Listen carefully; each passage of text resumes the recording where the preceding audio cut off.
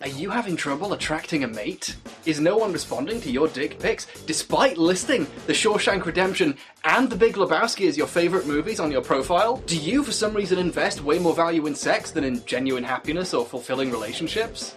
Yes, well, just one more question and then I can get you the help you need. Do you have any disposable income? Pickup artistry, or pua, or as they call it, game, refers to the apparently lost secret technique of convincing people that sleeping with you is a good idea. How do you ask for a date? Wikipedia politely calls them the seduction community.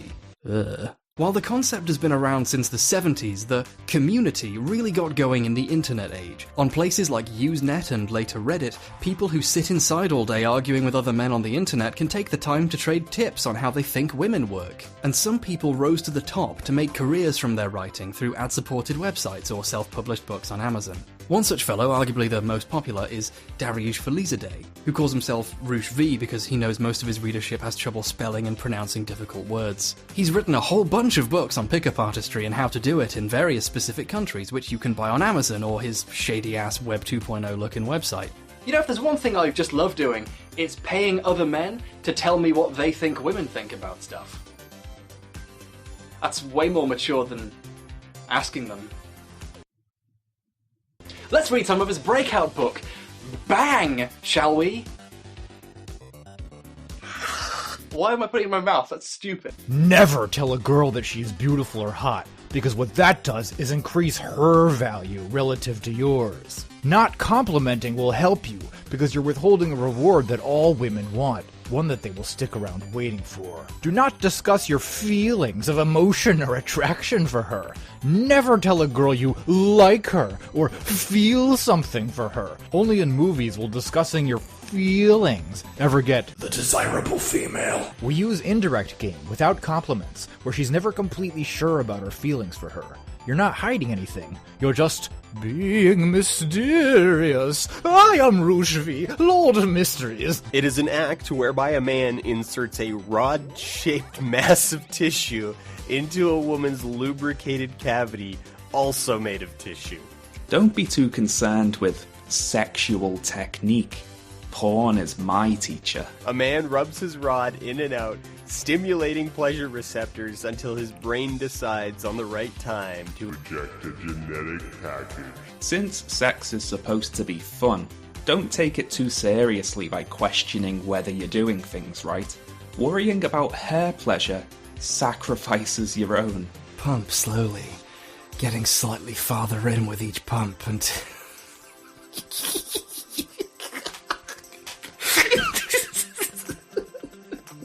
Congratulate yourself on the notch.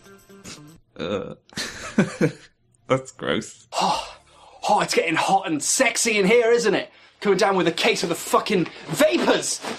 Now, I could go into detail about every single strategy in this book and how it reveals a deeply unsettling inability to empathise with women as human beings, and how most of it doesn't actually work. In fact, that's why this video took so long to make. Initially, it was going to be about every single thing in the book. But what I actually find is really funny is that Roosh agrees with me about how poorly it works. The most telling piece of advice in the book is actually its simplest. Be prepared for a lot of disappointment. Most phone numbers will go nowhere. You're doing incredible if half the numbers you get result in a first date. Even when your game gets really good, you will still get rejected and have prospects that don't convert. On your 100th approach, there will be the experience of 99 previous approaches at your back, helping you succeed.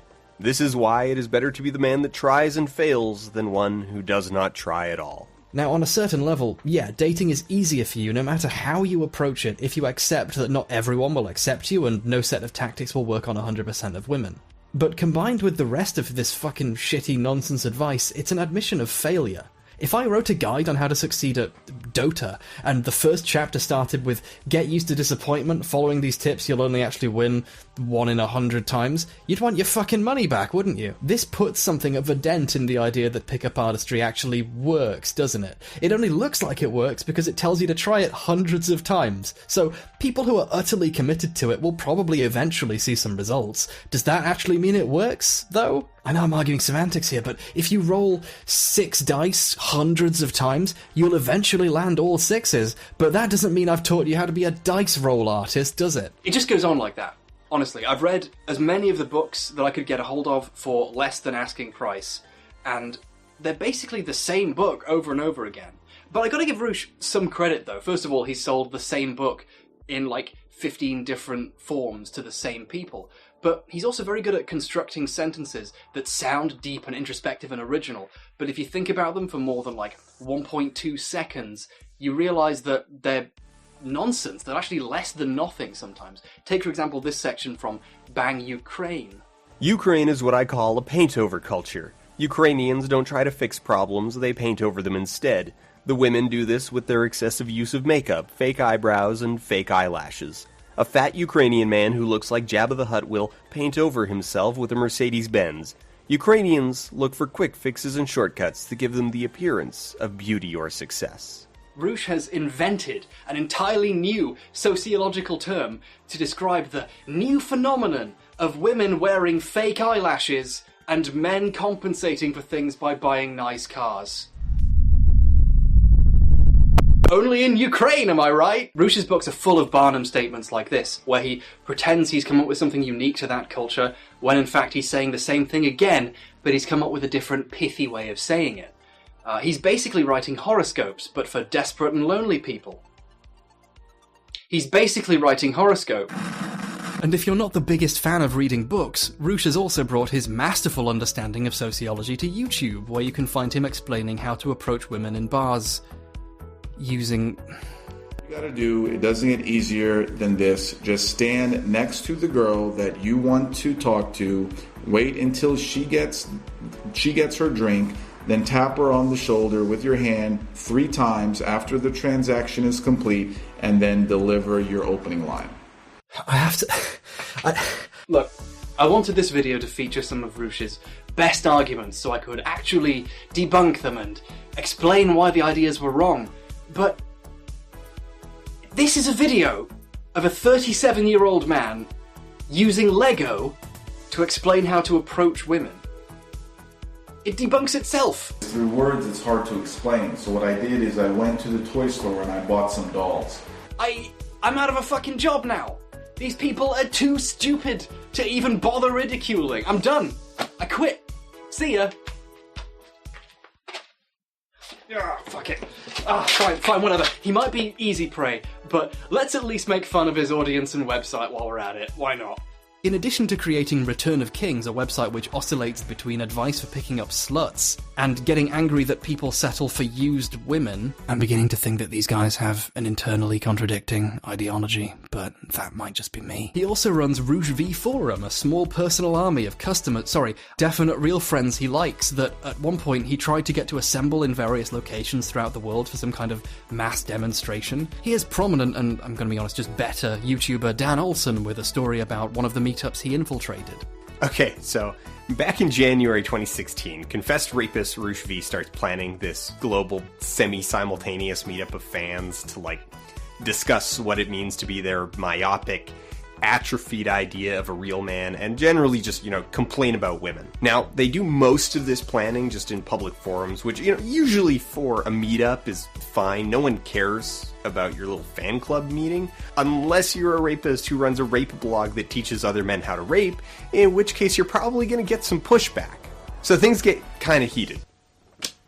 Mostly on social media, and Roosh goes and locks down his forum and starts changing all of the plans, and it gets gonzo so fast. Not just, hey, take it to a private conversation, they start immediately building 3-4 layers of bad spy thriller nonsense into the whole thing. Now, I already had an undercover account on his forums for a while, so I can just see all of this. And the local meetup, they wanted me to prove my loyalty before they told me the meetup location by sending a screen cap of an Amazon receipt for one of Roosh's books. Okay. So the next stage is everyone's going to meet up at one location at 7:30, then move to the actual location at 7:40. So there's only a 10-minute window to actually like meet up with the rest of the people. And now, how do you know you're meeting the right people? Well, you walk up to them, and the code phrase you ask them is this the place? And the countersign is yes, but only because of the cancellation. Quote, any other answer or hesitation, and you'll know they're just a bystander. Oh, they also reminded everyone that you probably shouldn't bring any weapons to this event, that they're totally insisting is just some dudes getting together to be dudes together. So anyway, I jump through all of these hoops. The evening comes, I go to the first meeting spot, and now this is early February in Calgary at night. It is so cold out. But any which way, I hang around for a good 20, almost 30 minutes, and no one asks me if this is the place. No one else shows up. No one else lurks around like they're too shy to ask complete strangers some code word. Nothing. So I check my email real quick, just to be sure, and there's this whole string of emails that had come while I was, like, traveling there and waiting. Like, so all these last-minute emails where people are like, hey guys, it's, like, really cold out, and I'm tired from work, so, have fun without me. So that's it. I'm the entire meetup for the Calgary chapter of Return of Kings. The Calgary chapter of Return of Kings has a 100% SJW saturation rate. It is intensely compromised. And as the reigning king of that meetup, I decide, you know what? Let's move this totally not Beta Cuck meeting to Fatburger. So I went to Fatburger, and it was delicious. If you like pina coladas. His books also contain a shit ton of alpha-praising nonsense. You know, the stuff based on a debunked study we covered in the Golden One video. Beta males have a serious problem with telling their lady friends that they like them. Pickup artistry and alpha masculinity praising ideology don't so much go hand in hand as they're the same two hands shaking each other belonging to the same man, because they're the same. I'm yet to find someone who thinks pickup artistry is great, but doesn't praise all the other ridiculous bullshit. These things kind of have to go together. Heck, the Golden One has plenty of videos about dating. In fact, that's what gave me the idea to do this one. Remember this part of the video? If I ever need any dating advice, and what are the odds of that? I'll look you up. Yeah, well, that was a setup for this video. Welcome to the H-Bomber Guy Expanded Universe. It's a book that triumphs being an alpha, with phrases like, the alpha male does not care about what other people think of him, written in a book which dedicates over 100 pages to trying to make yourself look better than you actually are so people will think more highly of you, which it also admits doesn't work most of the time. In a frankly stunning display of a monumental lack of self-awareness, when describing what he feels as important alpha traits, he writes, The alpha male lives in his own reality. Criticising this behaviour will probably net the criticism from true believers that I'm some kind of beta who can't understand it or is too afraid of their desires and the deep truths contained within this twerpish prose. But, ironically, I actually don't care what idiots think. I'm the real alpha, basically. It's me. I'm the good guy now. It's me. Roosh has even invented his own particular version of fake masculinity-praising ideology, calling it neo-masculinity. He prides it as a stunning return to the ancient periods when men were real men like in these statues, but because he hasn't read what those times were actually like, because he was too busy writing Barnum statements about Ukraine, spoilers, they were really gay, a thing neo-masculinity explicitly rejects. He's really preaching a return to an imaginary time period he made up in his mind. In reality, idolizing a non-existent prelapsarian point in history is like wanting to return to the Garden of Eden or the womb. It's a pathology for only the saddest. Okay, I wanted to do a thing where I remade one of Roosh's videos with Lego and then made fun of it, but this was literally all the Lego I could find. This lady with the Paris shirt and this beauty salon, and there's like a giant toy lion that I still have for some reason, but I threw out all my Legos when I became an adult. So I can't really do this bit. In a BBC Three documentary, Reggie Yates goes to one of Roosh's talks, and in a small enclosed room, Roosh outlines not the reasons why his philosophy works and spreading tips for male self-improvement or even more tips on how to pick up women. Instead, we're treated to what I like to call philosophy of failure, offerings not of reasons why his way works or is successful, but excuses for why it isn't. Women are no longer trained to submit to a man, to serve a man. Women are being applauded and encouraged to look like fat, outer space cyborgs. Women and gays are seen as superior to straight men. Anything that a woman or a gay person wants is theirs. But anything you want, sorry, we cannot help you. Mainstream feminism is trying to destroy him. Straight male people aren't being served and aren't allowed to have their desires anymore. The media lies and so on. Social justice warriors and the feminists that are aligned with them are like a virus. They try to infect every platform, every group, every topic, every niche to silence any kind of thought that they don't like. We recently saw this with Gamergate. The bedrock of this school of thought is fundamentally broken.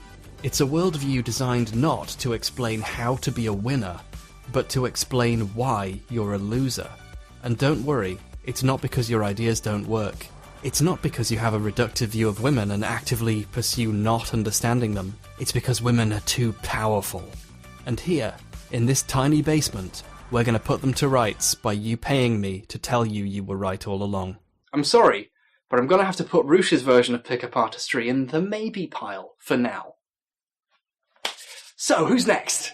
Well, there's Matt Forney of mattforney.com, whose avatar looks as little like Matt Forney as it could possibly be. I'm seeing a happy, jovial fellow with perfectly sculpted facial hair. You might want to get your money back from whoever you hired, mate. They really didn't capture the bewildered sadness very well. Much like Roosh, in fact, almost as if he's trying to be Roosh.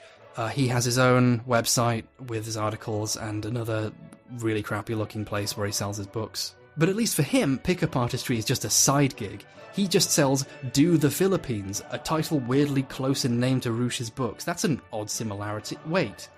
Hang on. Almost the entire ad copy is borrowed in style and substance from Roosh's books. Even the risk-free thing is similar. This whole thing's a racket, isn't it? They're just ripping off each other at this point. I don't know about you, but I expected much more integrity and intellectual rigor from the seduction community. So it's like a game. You guys are writing the same thing. Oh, look, and he got a bunch of totally not his friends to write recommendations for the book. It's clear to me, reading this book, that Matt Forney fell in love with the Philippines and her women, and that he wishes they find love with men who will love them. Yeah, there must be a lot of love in Matt Forney's heart for women, for them to find love, and also a love for the financial success of Roosh's books. To exacerbate that sense of love that Matt Forney simply excretes from every orifice like a sexy puss, let's read from one of his advice articles entitled How to Crush a Girl's Self-Esteem. Can you feel the fucking love yet? Merely banging a girl isn't enough for a man. He needs to possess her very being to be satisfied. Hold on a second. Any ladies out there want to have their very beings possessed? 1. Constantly make her feel inadequate. You should rarely give her unqualified praise. Every time she does something for you, find out what she did wrong and remind her of it. If you can't find any problems, make some up. Nothing she does can ever be good enough for you. I felt slimy saying that one. This is how you can crush her self-image and own her mind, body, and soul. Oh my god, what a wonderfully positive article. Matt finally admits women have souls. Matt then goes on to describe a situation in which being a bad boyfriend and insulting his girlfriend stopped her from eating what she wanted at lunch. Matt is currently single. Somehow, I'm sure it's feminism's fault. Oh, another article of his. No head, please. I'm female. Oh boy. Whenever my husband goes down on me, I just get frustrated and I end up asking him to stop.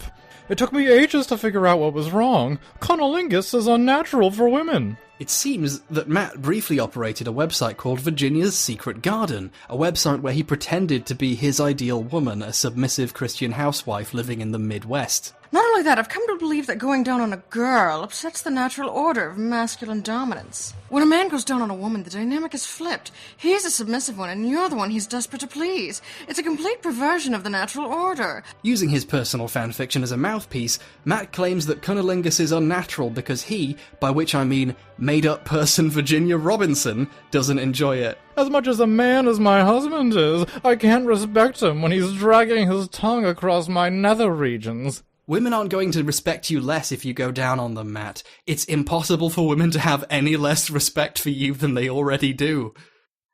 I'm going to say it again, to let it sink in. Matt Forney is so scared of, or mad about, oral sex that he invented a fake woman to tell him it's okay, and that she never liked it anyway. That sounds like a compelling argument. Which brings us to the oddest thing about the seduction communatoire, that even the sex isn't fun for anyone involved once they get around to it. You have Roosh desperately trying to come up with a reason to want to have sex, struggling to describe it in a way that actually sounds fun, insisting that you just shouldn't worry about technique, it's just a rod of tissue. You have the Golden One calling it a not especially pleasing activity, and just a transaction of power. You have Matt Forney inventing fake women to explain that sex wasn't supposed to be fun. And you have this red pill philosophy bloke, fellow YouTuber ContraPoints pointed out in one of his videos, who appears to be utterly disgusted by sex as a concept. Because at the end of the day, sex, you're going to be impaling her with your ugly, engorged penis. There's nothing pretty about that. No pretty boy, okay? I have a question. If pleasure doesn't matter, and the person you're sleeping with doesn't matter to you because you've pursued a worldview based around thinking so little of them, what's the fucking point? The most damning thing about pickup artistry is that it doesn't work even when it works, in the accidentally eloquent words of Matt Forney. Nothing she does can ever be good enough for you. Roosh claims that his techniques work, but there is something of a conflict of interest, isn't there? He's literally trying to sell you books about the technique, so of course he'd say it works. But assuming that he's not a lying con man who wants your money, is it actually making him happy? I don't think it is. Pickup artistry is a lifestyle in which you pursue a happiness that you never arrive at, and hopefully make a little money on the way conning other people into paying you for your tips you probably copied from Roosh, you plagiarist piece of shit! The prologue of Bang is a story about how hurt Roosh felt when he discovered a girl he thought liked him was dating someone else. We would study together in groups, and I could swear she was giving me extra attention. I analyzed the situation with my nice guy friends, and we all concluded that she did like me as more than a friend. After a couple of weeks of hesitation, I finally asked her out on a casual date to the movies. She said she couldn't because she was very busy. Weeks later, I'd see her around campus, holding hands with another guy. Instead of listening to lame love songs like I usually did, for the first time I got angry. A lifetime of frustration and not getting what I wanted became focused on this one girl. I was bitter that I, a nice guy, was getting passed over for guys who I thought were losers. If I did end up talking to her, I would cut our conversation short. When she would ask me to study, I'd lie and say I was studying alone, only for her to find my study group late at night in the library. I started feeling good for treating her poorly. I hated her and everything that she stood for, which was my failure amid women. Roosh then details that after doing this, he discovered she was trying harder to be his friend. He puts this down to girls secretly wanting bad boys, when an outside observer can see it might be because she really did like him as a friend, and tried to continue it even though she had a boyfriend. The story then abruptly cuts off and goes into a more general story about the power of being mad at women. Presumably this is because not only did this behaviour never get him the girl, but she probably eventually gave up on their friendship and moved on with her life, and he doesn't want to mention that bit. His very first story about the success of his techniques is a story about a friend he pushed away because he was disappointed he didn't get to fuck her. He insists he used to be the stereotypical nice guy, but it sounds like he never really had any respect for that person in the first place. Pickup artists call it game, and the name comes from a particular non-fiction book called The Game, Penetrating the Secret Society of Pickup Artists. Oh, do you get it? The author, journalist Neil Strauss, initially saw success and gained friendships with other sad little boy men who idolize having the power to do something they don't really like with women they don't enjoy being with. And all of them had cute little assumed names like Mystery, Style, Herbal. Playboy, and of course Tyler Durden, because why wouldn't these people identify as the deranged manifestation of masculinity-worshipping ideology? Spoilers, eventually Strauss's relationships with the friends he made collapsed. It turns out these people are emotionally unstable. Who'd have thought? And then he concludes that pickup artistry is for losers and attempts to rebuild his life. I felt a little bad outright dismissing this stuff as for losers just before. But here's Neil Strauss, the most prominent figure to ever emerge from the seduction community, saying it himself. 10 years after publishing The Game, Strauss put out a book called The Truth, an uncomfortable book about relationships. Its provisional title was Game Over, or as I like to call it, The Game Part 2, guess what? Still depressed. The Truth is the opposite of The Game in every way, even down to its cover. It details Strauss trying to put his life back together and have an actual rewarding long-term relationship with another human being. The guy's attempts to emotionally recover and see people as people are kind of commendable, and I hope the people who desperately follow his earlier advice also eventually experience the same development. It would be nice if these sad people stopped ruining their lives and maybe helped others do the same. But that might mean giving up on their source of income, and in this economy, pfft.